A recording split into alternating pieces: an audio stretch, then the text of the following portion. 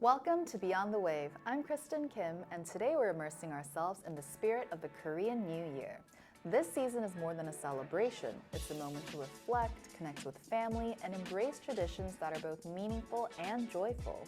I'll share some personal stories about watching the first sunrise, eating tteokguk, honoring ancestors, and playing traditional games. Let's dive in and explore how Koreans welcome the new year. As a child, I would watch the first sunrise of the new year, or hallyu, from my grandmother's house. Our entire family would gather quietly, sitting near the window, watching the sun rise over Seoul's horizon.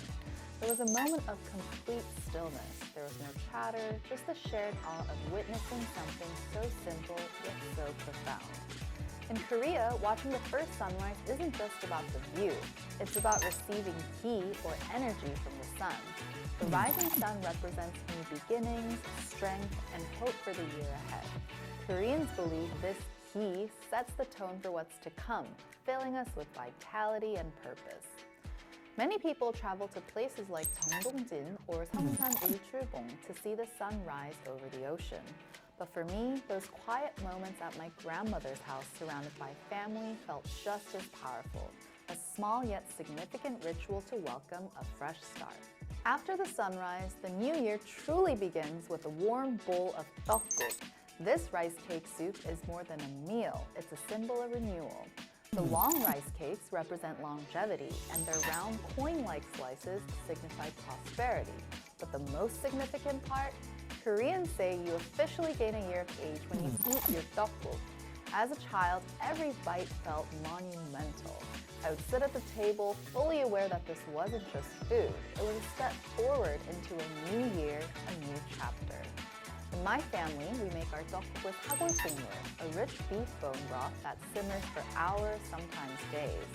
The process itself feels like an act of care, filling the house with its comforting aroma. Eating tteokguk with family is like pressing reset. It's a moment of togetherness, a way to start the year with warmth, connection, and a sense of purpose. The Korean New Year is also a time to honor our ancestors through tteokguk, a ceremonial ritual where families express gratitude to those who came before them. In my family, we visit the graves of my great-grandparents around the New Year. We clean the gravesite, bow deeply, and offer food. Standing there, I always feel an undeniable sense of continuity, a reminder that even as we move forward, we carry the blessings and wisdom of our past. At home, tteokguk involves setting up a beautifully arranged table with symbolic foods like fish, fruits, and rice cakes. Each item represents harmony, prosperity, and balance. These moments are about more than tradition. They're about connection, the ties that bind families across generations. Of course, New Year's Day in Korea is also filled with joy and excitement, especially when it comes to playing traditional games like yunori. When I was younger, my family would gather at my maternal grandparents' house. After an incredibly full meal, our New Year's Day is like Thanksgiving in the US, where we eat all day. We'd sit on the warm ondol floors with colorful cushions, or bangseok. We'd peel mandarins, 귤, and nibble on desserts as the games began. We play yunori in teams, sometimes family versus family, other times men versus women.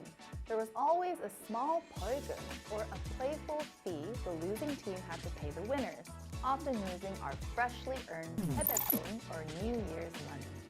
The cheering and dramatic anticipation during each throw of the stick filled the room with energy and laughter. These games weren't just entertainment, they are a way to connect, to celebrate togetherness.